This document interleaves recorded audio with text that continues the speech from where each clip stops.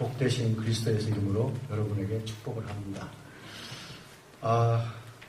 항상 교회에 올 때마다 하나님께서는 은혜를 주시는 것 같아요. 오늘도 우리 함지 집사님 찬양을 통해서, 간증을 통해서 참 은혜를 많이 받았습니다.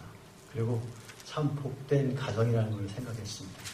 우리 한 목사님 나오셔서 또 대표 기도를 통해서 저희 교회를 위해서 또 기도해 주시고, 또 그 따님이 나와서 찬양을 하고 간증을 하고, 얼마나 아름다운 가정입니까? 저는 그런 가정을 보면 괜히 기분이 좋아지고요, 가장 부럽습니다.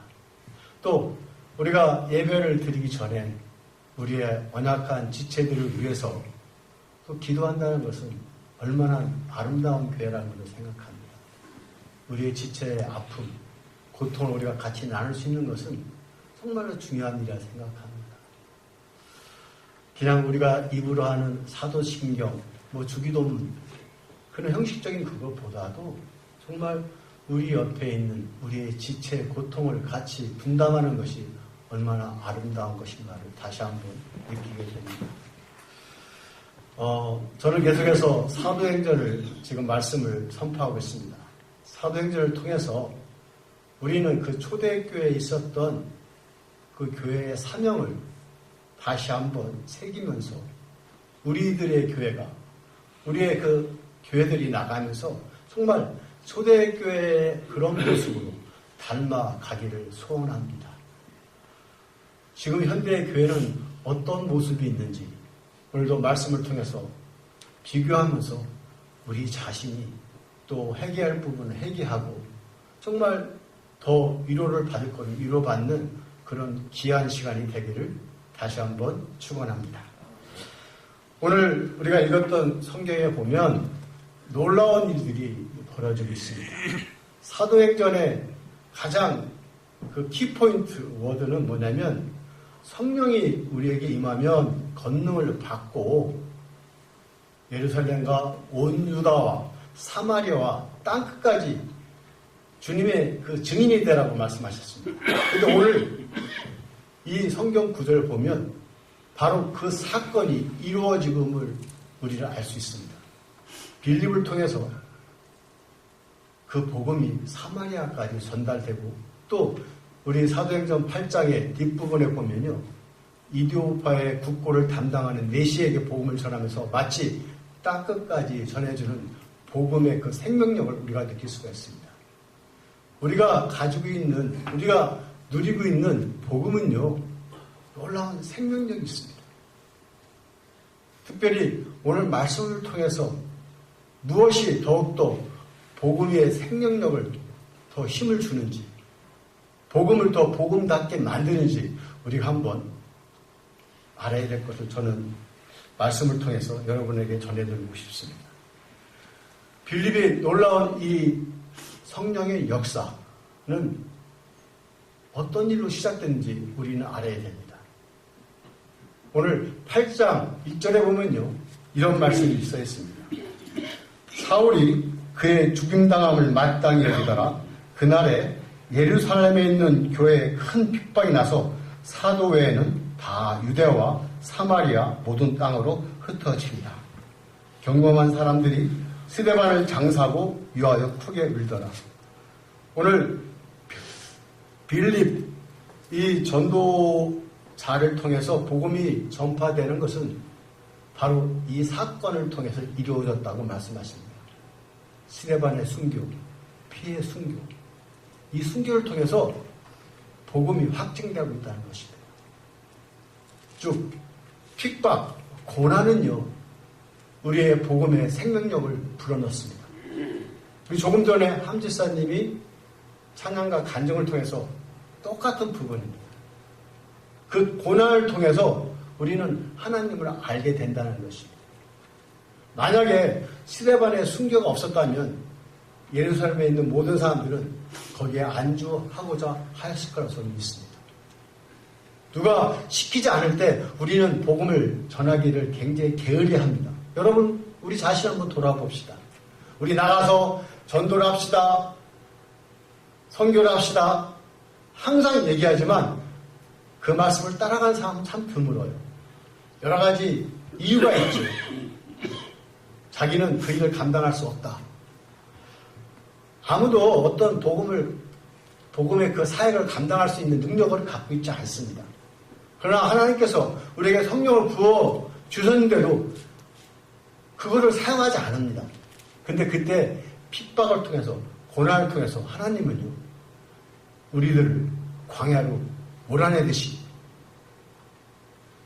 그 예루살렘을 떠나고 유다와 사마리아와 땅끝까지 전할 수 있는 능력이 나타난다는 것입니다. 저는 오늘 두 가지의 말씀을 드리고 싶습니다. 복음의 생명력을 부어준 것은요, 한 가지, 고난이라는 것입니다. 그리고 정반대로 복음의 생명력을 꺾는 것은요, 돈에 대한 문제를 오늘 성경 사도행전 8장을 통해서 말씀을 드리고 싶습니다. 여러분, 고난을 어떻게 생각하십니까? 만약에 복음의 고난이 없었다면 우리는 아직 복음을 듣지 못했을 줄 모릅니다. 복음을 통해서 유다와 사마리아와 땅끝까지 전해지는 과정에서 그의 피에 숙류가 있었기 때문에 우리가 오늘도 복음을 듣고 구원을 받고 부활의 생명을 누리고 있다고 저는 생각합니다. 성경에 보면 많은 주의 종들이 나타납니다. 주의 선지자들이 나타납니다. 그리고 백성을 리더하는 리더들이 나타납니다. 거기에 보면 필수 조건이 있습니다. 고난이라는 것을 통해서 그 리더들이 세워진 모습을 볼 수가 있습니다. 다윗을 보십시오. 요셉을 보십시오. 솔로몬을 보십시오. 만약에 다윗이 고난이 없는 그 오랜 세월의 고난을 통해서 왕이 되지 않았다면요, 그는 사울과 같은 사울 왕의 그 전적을 닮아갈 것입니다. 실패자로 남았을 것입니다. 또한 요셉이 고난을 거치지 않았다면 그는 요새로 말로 하는 마마보이, 자기 아버지 품 안에서 그냥 귀염둥이로 자라면서 그냥 인생을 허비했을 줄 모릅니다. 그러나 요셉이 고난을 통해서 궁극적으로 애굽의 총리가 되면서 하나님의 많은 사역을 이뤄냄을 알 수가 있습니다. 고난을 모르고 자란 솔로몬을 보십시오. 그는 다윗의 아들로서의 정말 하나님의 성전을 짓고 장막을 짓는데 성공하였을지 모르지만 그 20년 동안 그 일을 감당하고 많은 애를 썼을지 모르지만 그 나머지 20년은요, 고난이 없는 생활을 통해서 그는 타락하기 시작했고 결국 그 솔로몬을 통해서 이스라엘 민족은 북이스라엘과 남유다로 갈라지는 그런 불행을 맛볼 수가 있다고 생각합니다. 우리는 고난이 다가올 때에 고난을 두려워하지 마십시오. 고난을 통해서 우리가 가지고 있는 놀라운 능력이 빛을 발한다고 저는 생각합니다. 여러분, 혹시 다이아몬드 원석을 본 적이 있습니까? 다이아몬드 원석을 보면요, 정말 일반 돌멩이에 불과합니다. 그냥 차돌 같아요, 차돌. 그걸 보고서 저거 다이아몬드라 집을 쌓은 아무도 없습니다. 근데 그 다이아몬드가 그렇게 아름답게 형성이 되는 것은 깎여서 빛을 발한다는 것입니다. 저는 여기에 있는 모든 분들이 다이아몬드 원석 같은 분을 저는 봅니다. 제가 목회자로서 사역할 적에 저의 임무는 여러 가지가 있지만 특별히 원석을 깎는데 저는 굉장히 치중을 합니다. 그래서 사역할 때마다 한 사람 한 사람에게 그 사람의 장점에 대해서 얘기를 하고 그거를 힘을, 용기를 주고 북돋아줍니다. 보면 저보다 못난 사람이 없는 것 같아요. 여기 계신 분들 보면 하나씩 놀라운 그런 탤런트를 갖고 있어요. 그런데 그걸 사용을 안 한 사람이 너무나 많아요. 왜 그럴까 보면요, 고난을 두려워하는 것 같아요. 고난이 오면 많은 사람들이 피하고 숨고 그걸 어떻게 하면 정말 그 거부하려고 하는 모습을 봅니다. 여러분, 고난이 올 적에 그 고난과 당당히 맞서서 싸우기를 간절히 축원합니다. 그럴 때 여러분이 가지고 있는 능력이 빛이 나기 시작한다고 저는 믿습니다. 전화위복이라는 말이 있습니다. 어떤 화가 밖에서 복이 낸다는 말입니다. 예전에 한 어부가 두 아들과 같이 바다로 나가서 물고기를 잡으러 나갔습니다. 근데 나가서 보니까 다른 날과 같지 않고 바람이 불고 비가 많이 와서 커다란 위험한 지경에 도달합니다. 그들은 애를 써서 그걸 벗어나려고 했지만 힘은 힘대로 다 빠지고 이제는 또 날이 캄캄해지면서 방향까지 잃어버리고 정말 오도 가지 못하고 그대로 정말 배가 파산돼서 죽을 지경에 이르렀습니다. 그런데 그 와중에 멀리서 빛이 보이기 시작합니다. 그래서 그들은 정신을 차리고 저 빛이 있는 곳이 육지라 생각하고 거기를 향해서 점점 갑니다. 앞을 가리는 어떤 많은 바람과 비바람 속에서도 그 불빛이 점점점 불기둥을 이루면서 자기들을 인도하고 있었습니다.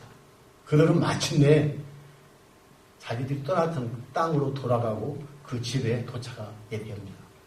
근데 집에 도착하다 보니까 거기서 자기 아내가 나오면서 통곡을 하고 그들을 울면서 맞이합니다.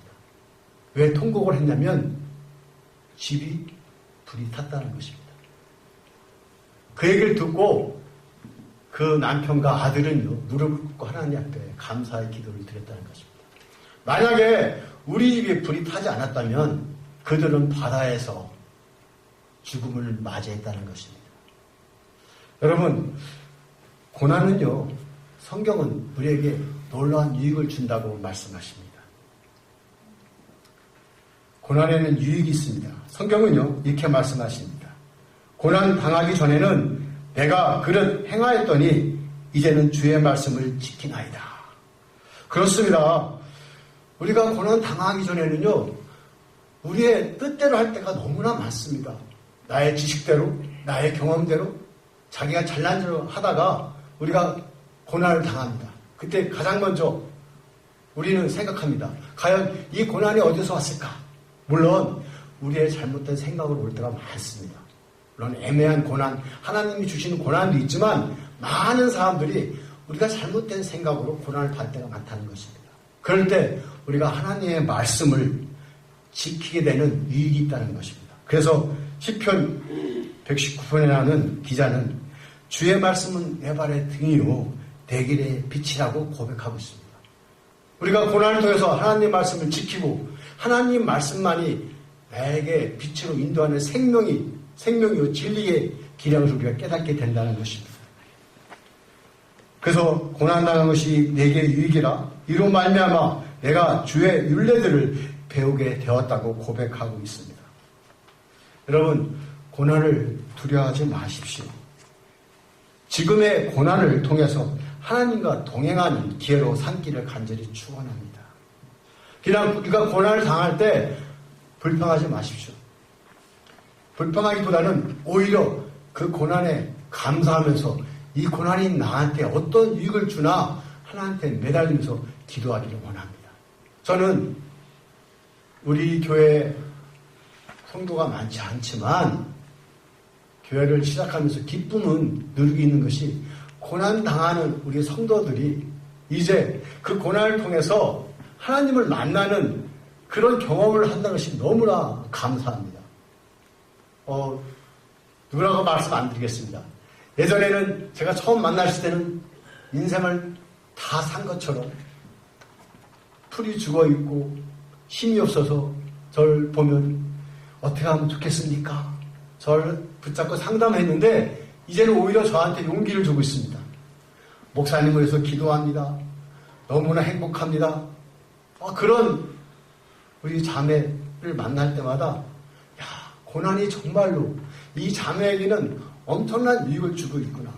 고난을 통해서 오히려 해결되지 못한 문제가 그 고난을 통해서 하나님과 가까이 하면서 어떤 관계가 회복이 일어나고요. 모든 물질적인 것들이 점점점 해결되고 있다는 것을 저는 발견합니다. 고난을 통해서 우리는 닫혀진 문을 볼 때가 있습니다. 많은 사람들이 절망을 합니다. 고난을 통해서 나에게 왜 이런 일이 일어났을까 생각할 때가 많습니다. 저의 삶을 돌이켜보면 그럴 때가 참 많습니다. 어떨 때는 하나님께서 처음에 많은 축복을 주는데 어느 순간에 앞이 캄캄해지고 마치 하나님이 나를 버리셨다는 그런 느낌이 들 때가 있습니다. 특별히 제가 목회자로 돌아왔던 길은요, 그 고난을 통해서 하나님을 만나고 나서부터 시작됐다고 저는 생각합니다. 믿는 사람끼리 저는 사업을 해보았습니다. 정말 근데 그 사업을 통해서 어떤 때는 돈을 벌기도 하고 잃어버리게 됐습니다. 또한 저 혼자 여러 가지 사업을 통해서 하나님 앞에 물질을 추구할 때도 많았습니다. 근데 고난을 통해서 제가 하나님 앞에 그걸 내려놓기 시작했습니다. 제가 중국으로 선교를 가기 전에 하나님 앞에 서원한 게 있었습니다. 하나님, 저에게 좋은 사업을 주시면 제가 그 사업체를 제 아내한테 맡기고 제가 중국 선교를 가겠습니다. 얘기를 했습니다. 그런데요, 하나님께서 축복을 해주셨어요. 사업이 너무 잘 됐습니다. 그랬더니 마음에 중국 선교 가고 싶은 마음이 없어지더라고요. 돈이 들어오니까 집도 사고 좋은 차도 사고 정말 좋았습니다. 근데 하나님께서 어느 순간에 나의 마음을 아시고 저에게 고난을 허락하시더라고요. 그 고난을 나의 힘으로 벗어나려 아무리 노력했지만 할 수가 없었어요. 제가 그때 깨달았어요. 하나님이 나로 하여금 더 좋은 것을 주시고자 나를 인도하시는구나. 여러분, 고난은요, 피할 것이 아니라 오히려 붙잡고 그거를 정말 이겨내는 그런 좋은 기회를 삼고 여러분 고난을 받아들이십시오. 피하지 마십시오. 여러분 혹시 지금 이 시간에 고난을 당하시고 있는 분이 있습니까? 앞에 안 보입니까? 성경은 말씀하십니다. 의인에게는 많은 고난이 따른다. 우리들은요, 의인입니다. 우리가 어떤 행위를 통해서 의인이 된 게 아니라 예수 그리스도께서 우리를 위해서 십자가에 죽으심을 믿음으로써 우리가 의인이라고 칭함을 받았습니다. 그렇기 때문에 그 의인이 길을 걸어갈 때 우리에게는 고난이 필수적입니다. 그 고난을 여러분 극복함으로써 여러분 하나님께 주신 그 권능이 다이아몬드처럼 빛나기를 간절히 축원합니다. 성경은 말씀하십니다. 모든 것이 합력해서 선을 이룬다. 그 앞에 있는 말씀이 있습니다. 하나님을 사랑하는 자, 그 뜻대로 부른 자에게는 그런 축복이 있다는 것입니다. 이거 모든 것은요, 고난과 기쁨과 여러 가지 역경 것들이 하나님을 사랑한 자, 그 뜻대로 부른 자에게는 합력해서 선을 이룬다는 것입니다. 그런 축복이 여러분의 있기를 간절히 축원합니다. 두 번째, 오늘 성경을 보면요, 빌립과 등장하는 한 사람이 있습니다. 시몬이라는 사람이 있습니다. 오늘 성경을 한번 제가 읽어드리겠습니다. 빌립이 사마리아에서 복음을 전할 때 빌립에게는 놀라운 표적들이 생깁니다. 더러운 귀신들이 소리를 지르면 나가고 또 많은 중풍병자와 안진뱅이가 낫는 역사가 일어납니다. 그런데 그때 한 인물이 등장하는데 시몬이라는 사람입니다. 이 사람은 마술을 행하는 자입니다. 마술을 행하는 자로서 우리가 상상하지 못하는 마술을 많이 했던 것 같습니다. 그래서 많은 사람들이, 사마리아에 있는 사람들이요, 낮은 자나 높은 자들이 그걸 하나님의 능력으로 착각을 하고 그의 말을 청종했다고 얘기를 하고 있습니다. 지금도 우리가 어떤 마술을 보면서 혹시 저 사람은 그 능력을 하나님께 받지 않았을까? 그리고 그걸 쫓아가는 사람이 있습니다. 저는 지금 현대사회에 있어서 돈을 통해서 얼마큼 우리들의 교회들이 타락하고 있는 것을 오늘 시몬을 통해서 우리는 깨달아야 된다 생각합니다. 많은 사람들이 교회에 나올 적에 물질의 축복을 받고자 나오는 사람들이 있습니다. 물론 우리가 영적으로 하나님 앞에 축복을 할 때 물질적인 축복도 따라옵니다. 그러나 우선순위가 있다는 것입니다. 물질의 축복이 먼저가 돼서는 절대 안 된다는 것입니다. 오늘 시몬은요, 빌립을 쫓아다니면서 믿고 세례를 받았다고 했습니다. 그리고 전심으로 빌립을 쫓아다녔다고 합니다. 얼마나 놀라운 일인지 모릅니다. 그렇게 마술을 행하는 사람이 빌립이 성령의 권능을 받고 행하는 걸 보고 본인도 그렇게 되기를 원했다는 것입니다. 성경은요, 전심으로 쫓아다녔다는 것입니다. 많은 사람들이 교회에 정말 믿고 세례를 받고요, 하나님 말씀을 전심으로 믿는 것 같은데 심은 것 같은 그런 행동하는 사람이 있음을 우리는 깨달아야 됩니다. 놀라운 사건은 사마리아도 복음이 전파된 것을 들은 사도들이, 특별히 그 사도 중에 베드로와 요한이 사마리아 가서 성령으로 안수하는 사건이 납니다. 이 성경 부분은 굉장히 난해한 부분입니다. 많은 사람들이 그러면 빌립은 어떤 능력을 행할 때 성령 세례를 주지 않았나? 아니, 틀림없이 그들이 믿고 세례를 받았다는데 믿고 세례를 받은 것도 성령의 세례가 아닐까? 뭔가 다를까는 성경적인 난제를 이 성경은 얘기하고 있습니다. 그러나 이 부분은 성령의 세례, 어떤 우리가 예수를 믿고 세례받았다는 것은 그 성령을 부인하는 게 아니라 성령의 충만함, 여기서는 특별히 방언에 대한 부분을 얘기하고 있습니다. 어떤 성령의 충만함을 통해서, 방언이 일어난 걸 통해서 그들이 권능을 받고 다시 제자의 삶을, 복음을 전하는데 능력을 받은 것을 얘기하고 있습니다. 그걸 본 시몬이요, 깜짝 놀랐습니다. 마치 자기가 예전에 했던 마술과 같은 그런 현상을 봤다는 것입니다. 안수를 할 때 방언이 터지는 역사. 여러분, 경험하셨을 걸 믿습니다. 그리고 또 그걸 위해서 쫓아다니는 게 있습니다. 그냥 방언 밖에서 막 쫓아다니는 사람이 있습니다. 물론 그래서 방언을 받는 사람도 있습니다. 또 저절로 기도하다 방언 받는 사람도 있습니다. 오늘 초점은 그 성령의 권능을 돈으로 살라겠다는 것입니다. 시몬은 베드로에게 얘기를 합니다. 돈을 주면서 나도 그 권능을 행할 수 있도록 나한테 팔라 얘기한다는 것입니다. 우리들의 지금의 교회들을 한번 보십시오. 그런 일이 있지 않습니까? 저는 그런 것을 많이 봤습니다. 특별히 오늘과 같은 사건을 저는 본 적도 있습니다. 한 번은 제가 섬겼던 교회에서 교회를 성령 집회를 한다고 해서 빌려준 적이 있습니다. 시애틀에 있는 모든 여자 전도사들이 다 모였던 적이 있습니다. 방언의 역사를 하고 그 인도자가 방언해, 자기가 옆에서 예언도 하고 그러면서 방언을 받지 못하는 사이에 손을 얹으니까 방언을 받고 막 합니다. 근데 제가 들어가면 방언을 안 해요. 사람들이요. 저는 보고 싶었어요. 어떻게 저렇게 하나. 금가루가 하늘에서 떨어진다고 얘기를 하고 그런 걸 보았습니다.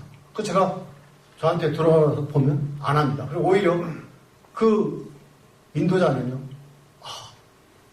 저를 가리키면서 그렇게 비슷한 얘기를 합니다. 갑자기 성령의 역사가 나타나지 않는다고. 저한테 나가기를 원하더라고요. 저는 그 당시 그게 정말 성령의 역사인지 아닌지 모릅니다. 그러나 한 가지 중요한 게 있습니다.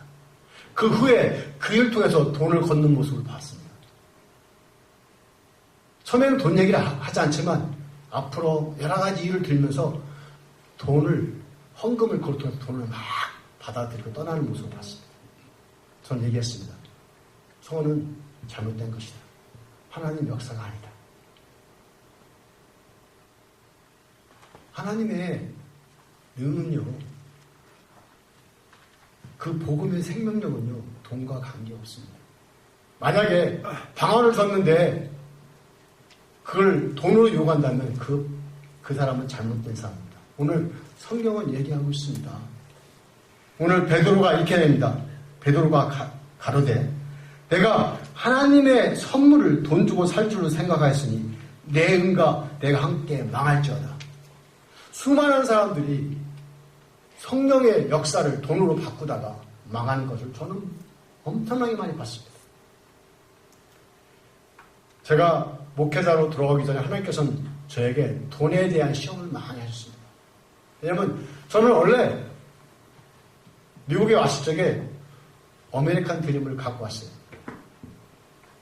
정말 세상에서 이름난 부자가 되기를 위해서 미국에 왔습니다. 제 아내가 저한테 얘기했습니다. 자기 손에다 물 묻지 말고 호강시키자고. 제가 하겠다고 했습니다. 근데 제가 복음을 듣고 하나님을 만나고 나서부터 그 복음을 나의 돈 버는 데에다 초점을 많이 맞췄습니다. 왜? 그런 설교를 많이 들었습니까? 그리고 저한테 안수하는 목사님은 저한테 억만장자, 백만장자가 되라 하고 막 그런 축복이들을 참 많이 해주셨어요. 그래서 저도 지금 무너져서 없지만 트윈빌딩 뉴욕에 있는 그 밑에서 사업을 할 적에 그 트윈빌딩 바라보면서 아침에 기도하는 것이 하나님 나에게도 저런 커다란 불을 주십시오. 제가 그 불을 위해서 하나님 복음을 그 불을 가지고 복음을 전파하겠습니다. 또 그 뉴욕 그 맨하탄에 들어가려고 하다 보면 커다란 그 다리가 있는데 거기에 보면 간판에 뭐 담배 선전하는 게 있었습니다. 뭐 카메 같은 거. 그럼 저는 그걸 보면서 하나님 저에게 돈을 주십시오. 그럼 제가 이 뉴욕에 있는 모든 간판을 성경 구절로 다 바꾸겠습니다. 굉장히 열심히 기도했습니다. 어느 순간에 하나님께 저한테 콜링이 왔어요. 30 후반쯤에. 계속 하나님께서 부르심이 있었습니다. 사역자로. 근데 제가 그때 부르심을 쫓아가지 못한 이유는 돈이었습니다. 왜?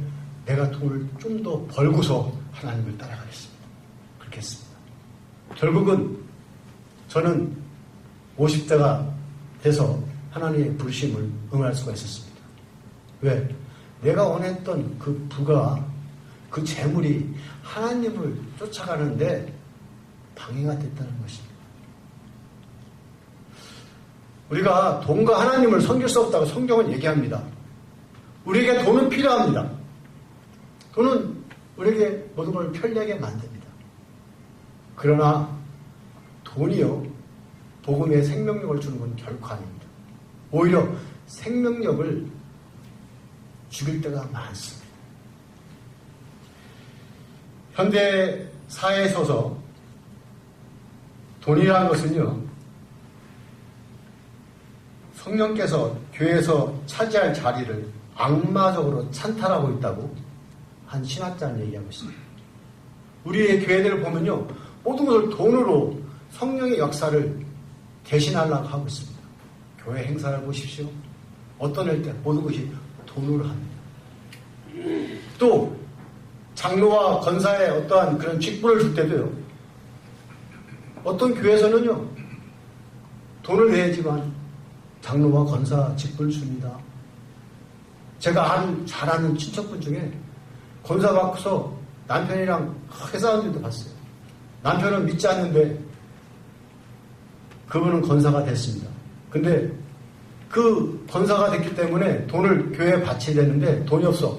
그동안 부었던 적금을 깨고 그것을 교회에 바치는 바람에 남편과 크게 싸웠어요. 아직도 그 남편은 복음을 받아들이지 않습니다. 그게 신문과 무엇과 다르겠습니다. 우리들 보십시오.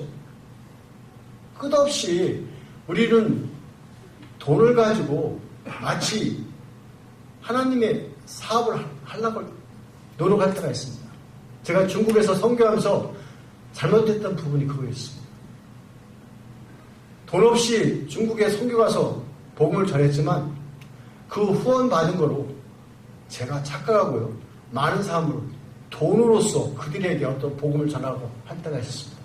좋은 음식을 사주고 어떤 좋은 것을 통해서 하나님을 믿으며 이렇게 우리에게 축복을 주신다는 것을 전하고자 했던 때가 있었습니다. 그들에게 선물을 주었습니다. 자전거를 사줬습니다. 기타를 사줬습니다. 뭔가 복음을 전하는 그 매개체로서 돈을 사용했는데 성공하지 못했습니다. 오히려 그것이 없어졌을 때, 어떤 고난과 돈이 없을 때 예수를 믿은 사람만이 오히려 정말 진실되게 복음을 믿는 것을 제가 가다니면서 느꼈기 때문에 성경은 얘기합니다. 돈을 사랑하는 것은 온갖 해로운 일의 뿌리다. 이렇게 써 있죠. 일만 악의 뿌리라고 써 있습니다. 어떤 사람들은 이 사랑, 돈에 대한 사랑을 추구하다가 많은 고통으로 온통 자기를 찔렀다고 이렇게 성경은 써 있습니다. 여러분, 돈은 중요하지만 여러분 돈을 사랑하면 안 됩니다. 돈은 사랑할 때 여러분 돈한테 배반당합니다. 명심하십시오. 그 돈의 사랑은요, 여러분의 인상을 찌르고 망하게 만듭니다. 성경은 말씀하십니다. 재물을 얻으려고 애쓰지 마라. 그러면서 예수님께서 말씀하지 않습니까? 낙타가 바늘귀로 지나가는 것보다도 부자가 하늘나라에 들어가기 쉽다고 했습니다. 돈은요, 사랑하지 말고 만족하는 데 우리가 끝이어야 됩니다. 여러분, 돈 좋죠? 돈 싫어하는 사람 없어. 저도 돈 좋아합니다. 네. 그렇지만 하나님께서 저 훈련하면서요, 돈을 사랑하지 않게 훈련시키시더라고요. 돈을 가졌을 때 우리는 두려움을 느끼게 됩니다. 돈이 많아서 부자가 아니라 돈을 어떻게 잘 쓴 사람이 부자입니다. 저는 거지 같은 부자들을 많이 봤습니다. 제가 한국에 있는 그 보건복지부와 그 IMF 터졌을 때 카나다랑 미국을 이렇게 NGO를 리서치할 그런 기회가 있었습니다. 한 번은 맨하탄 가서 이렇게 조사를 하는데 거기는 구제사역을 매일마다 5,000명씩 먹이는 성당이 있었어요. 대단합니다. 마치 오병이어의 사건처럼 구제사역을 하는데 그 성당에서 매일마다 5,000명씩 홈레스들 사람들이 와서 거기서 먹는 거 있었습니다. 제가 뉴욕에 살 때 저는 그거 못 봤어요. 근데 그 한국 정부를 통해서 갔을 때 그걸 발견했습니다.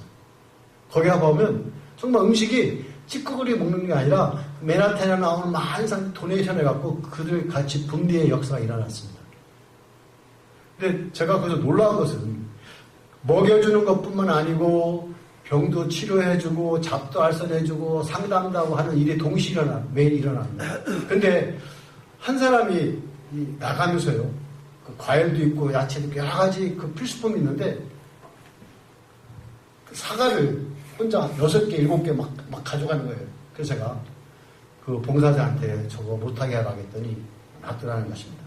그래서 나중에 그 봉사자랑 얘기할 기회가 있었습니다. 왜 그러냐 했더니 저 사람은 매일마다 사과가 있는데도 하루에 하나 하면 족하지만 사과를 7개를 갖고 와서 침대에 눕지 않으면 잠을 못 잔다는 것입니다. 정말 거지였습니다. 여러분, 돈은 많지만 끝없이 돈에 대한 탐욕을 갖고 하는 것은 저는 그게 바로 부자가 아니라 거지라고 생각합니다. 굉장히 힘든 말씀입니다. 우리는 돈으로 갖고 살아가고 있기 때문에 돈을 멀리 알아가면 왜 돈을 부정적으로 보냐고 저한테 말씀을 합니다. 저는 돈을 부정적으로 보지 않습니다. 돈은 선도 아니고 악도 아닙니다. 돈에 대한 태도가 저는 바뀌게 된다는 것입니다. 돈에 대한 태도. 부자라고 해서 나쁜 게 아닙니다. 가난하다고 해서 선한 것은 아닙니다. 돈을 어떻게 쓰느냐 굉장히 중요합니다. 여러분 기억하지 않습니까? 부자 가난의 그 사건. 부자 가난은 믿음이 좋은 사람이었습니다. 예수님께서 그 사건은요, 많은 제자들에게 충격을 주는 사건이었어요. 그래서 사복음서에 다 써 있습니다. 특별히 마가복음에 보면요, 예수님께서 그 부자 가난 청년을 보면서 사랑하시되 하고 그 말이 강조되고 있습니다. 그러면서 예수님께서는 그를 칭찬했는데 그 부자 청년 가난 모든 율법을 다 지켰다고 얘기합니다. 그때 하신 말씀이 있습니다. 네가 가진 것을 팔아서 다 나눠주고 나를 따라오라. 여러분이 가진 것을 다 버리고 예수님을 쫓아갈 수 있겠습니까? 근데 마지막으로 예수님께서는 여러분이 하나님을 쫓아가면서 마지막 간문은요, 바로 그것입니다. 여러분의 가지고 있는 가장 소중한 거, 물질이든지 명예든지 자식이든지 여러분이 가장 귀하다는 것을 내려놓기를 원합니다. 그걸 갖고서는요, 절대로 천국에 들어갈 수 없습니다. 천국은요, 부자들이 못 들어간다는 얘기가 아닙니다. 그게 아니라 부자들이 갖고 있는 그 소유욕, 그것 때문에 걸려서 넘어진다는 겁니다. 여러분 부자가 되십시오. 그러나 그 재물이 여러분 것이 아니라는 생각을 갖고서 살아가십시오. 그럴 때 여러분은 부자가 되라도 예수님을 쫓아갈 수 있습니다. 한번 여러분이 돈에 대한 생각을 어떤 생각을 갖고 있나 한번 질문을 해보겠습니다.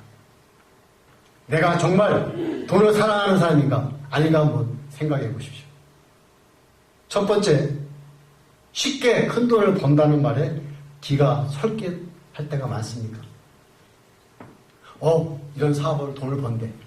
그러면 귀가 설득할 때가 없습니까? 전 예전에 많았습니다. 두 번째, 남을 위해서 돈을 쓰는데 인색하십니까?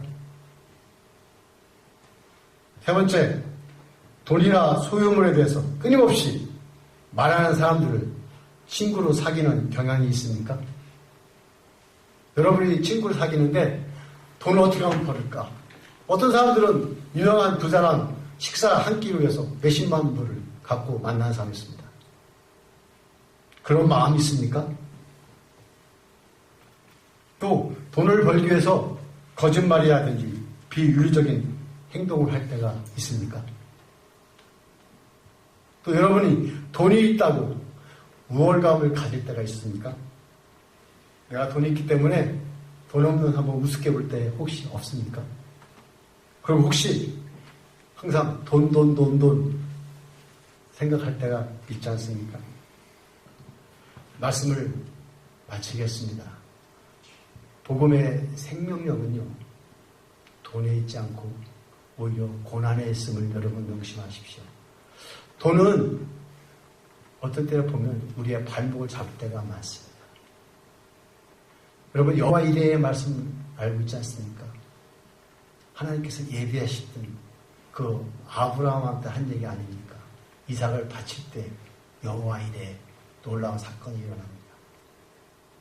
우리가 가지고 있는 가장 소중한 거를 하나님 앞에 드릴 때 우리 앞에 여호와 이레라는 놀라운 그 예배하심을 볼 수 있다는 것입니다. 그런 축복을 받기 원합니다. 여러분, 오늘 사도행전을 통해서 우리는 성령이 임하고 그 하나님의 증인이 되도록 노력해야 되는데 그 증인이 되고자 하실 때 우리 앞에 있는 고난을 무서워하지 말고 돌파해야 되고요. 또 우리의 그 복음을 전할 때 돈에 의지하지 말고 날마다 깨어서 성령의 충만함을 받기를 간절히 축원합니다. 기도하겠습니다.